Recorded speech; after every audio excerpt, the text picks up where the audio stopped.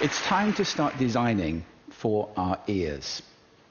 Architects and designers tend to focus exclusively on these. They use these to design with, and they design for them, which is why we end up sitting in restaurants that look like this and sound like this, shouting from a foot away to try and be heard by our dinner companion, or why we get on aeroplanes, which cost £200 million, with somebody talking through an old-fashioned telephone handset on a cheap stereo system, making us jump out of our skins. We're designing environments that make us crazy. And it's not just our quality of life which suffers. It's our health, our social behavior, and our productivity as well. How does this work? Well, two ways. First of all, ambience. I have a whole TED talk about this. Sound affects us physiologically, psychologically, cognitively, and behaviorally all the time. The sound around us is affecting us, even though we're not conscious of it.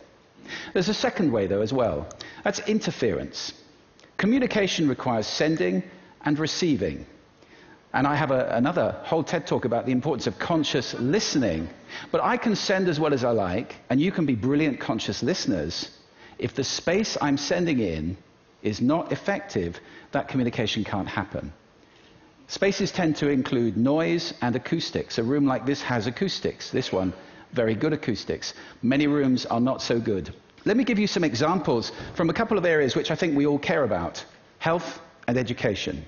When I was visiting my terminally ill father in hospital, I was asking myself, how does anybody get well in a place that sounds like this? Hospital sound is getting worse all the time. Noise levels in hospitals have doubled in the last few years. And it affects not just the patients, but also the people working there. I think we would like for dispensing errors to be zero, wouldn't we? And yet, as noise levels go up, so do the errors in dispensing made by the staff in hospitals. Most of all, though, it affects the patient. And that could be you, it could be me. Sleep is absolutely crucial for recovery. It's when we regenerate, when we rebuild our cells. And with threatening noise like this going on, your body, even if you are able to sleep, your body is telling you, I'm under threat. This is dangerous. And the quality of sleep is degraded, and so is our recovery. There are just huge benefits to come from designing for the ears in our healthcare. This is an area I intend to take on this year. Education. When I see a classroom that looks like this, can you imagine how this sounds? I'm forced to ask myself a question. Now, that's a little unfair. Some of my best friends are architects. And they definitely do have ears, but I think sometimes they don't use them when they're designing buildings. Here's a case in point. This is a £32 million flagship academy school which was built quite recently in the UK and designed by one of Britain's top architects. Unfortunately, it was designed like a corporate headquarters with a vast central atrium and classrooms leading off it with no back walls at all. The children couldn't hear their teachers. They had to go back in and spend £600,000 putting the walls in. Let's stop this madness of open-plan classrooms right now, please. It's not just these modern buildings which suffer. Old-fashioned classrooms suffer too. A study in Florida just a few years ago found that if you're sitting where this photograph was taken in the classroom, row 4, speech intelligibility is just 50%. Children are losing one word in 2. Now, that doesn't mean they only get half their education, but it does mean they have to work very hard to join the dots and understand what's going on. This is affected massively by reverberation time, how reverberant a room is. In a classroom with a reverberation time of 1.2 seconds, which is pretty common, this is what it sounds like. In language, infinitely many words can be written with a small set of letters. In arithmetic, infinitely many numbers can be composed from just a few digits with the help of the simple zero. Not so good, is it? If you take that 1.2 seconds down to 0.4 seconds by installing acoustic treatments, sound-absorbing materials, and so forth, this is what you get. In language, infinitely many words can be written with a small set of letters. In arithmetic, infinitely many numbers can be composed from just a few digits with the help of the simple zero. What a difference. Now, that education you would receive, and thanks to the British acoustician Adrian James for those simulations. The signal was the same, the background noise was the same, all that changed was the acoustics of the classroom in those two examples. If education can be likened to watering a garden, which I think that's a fair metaphor, sadly, much of the water is evaporating before it reaches the flowers, especially for some groups. For example, those with hearing impairment.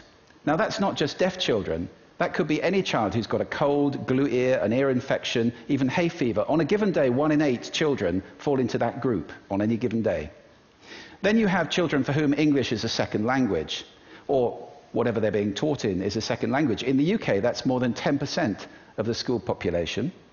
And finally, after Susan Cain's wonderful TED Talk in February, we know that introverts find it very difficult to relate when they're in a noisy environment doing group work. Add those up, that is a lot of children who are not receiving their education properly. It's not just the children who are affected, though. This study in Germany found the average noise level in classrooms is 65 decibels. I have to really raise my voice to talk over 65 decibels of sound. And teachers are not just raising their voices. This chart maps the teacher's heart rate against the noise level. Noise goes up, heart rate goes up. That is not good for you. In fact, 65 decibels is the very level at which this big survey of all the evidence on noise and health found that that is the threshold for the danger of myocardial infarction. To you and me, that's a heart attack. It may not be pushing the boat out too far to suggest that many teachers are losing significant life expectancy by teaching in environments like that day after day. What does it cost to treat a classroom down to that 0.4 second reverberation time? £2,500. And the Essex study, which has just been done in the UK, which incidentally showed that when you do this, you do not just make a room that's suitable for hearing impaired children, you make a room where behavior improves and results improve significantly. This found that sending a child out of area to a school that does have such a room, if you don't have one, costs £90,000 a year. I think the economics are pretty clear on this. I'm glad that debate is happening on this. I just moderated a major conference in London a few weeks ago called Sound Education, which brought together top acousticians, government people, teachers, and so forth. We're at last starting to debate this issue, and the benefits that are available for designing for the ears in education, unbelievable. Out of that conference, incidentally, also came a free app which is designed to help children study if they're having to work at home, for example, in a noisy kitchen. And that's free out of that conference. Let's broaden the perspective a little bit and look at cities. We have urban planners. Where are the urban sound planners? I don't know of one in the world. And the opportunity is there to transform our experience in our cities. The World Health Organization estimates that 1/4 of Europe's population is having its sleep degraded by noise in cities. We can do better than that. And in our offices, we spend a lot of time at work. Where are the office sound planners? People who say, don't sit that team next to this team because they like noise and they need quiet. Or who say, don't spend all your budget on a huge screen in a conference room and then place one tiny microphone in the middle of a table for 30 people. If you can hear me, you can understand me without seeing me. If you can see me without hearing me, that does not work. So, office sound is a huge area. And incidentally, noise in offices has been shown to make people less helpful, less enjoy their teamwork, and less productive at work. Finally, we have homes. We use interior designers. Where are the interior sound designers? Hey, let's all be interior sound designers. Take on listening to our rooms and designing sound that's effective and appropriate. My friend Richard Mazouk, an architect in London, coined the phrase invisible architecture. I love that phrase. It's about designing not appearance, but experience, so that we have spaces that sound as good as they look, that are fit for purpose, that improve our quality of life, our health and well-being, our social behavior, and our productivity. It's time to start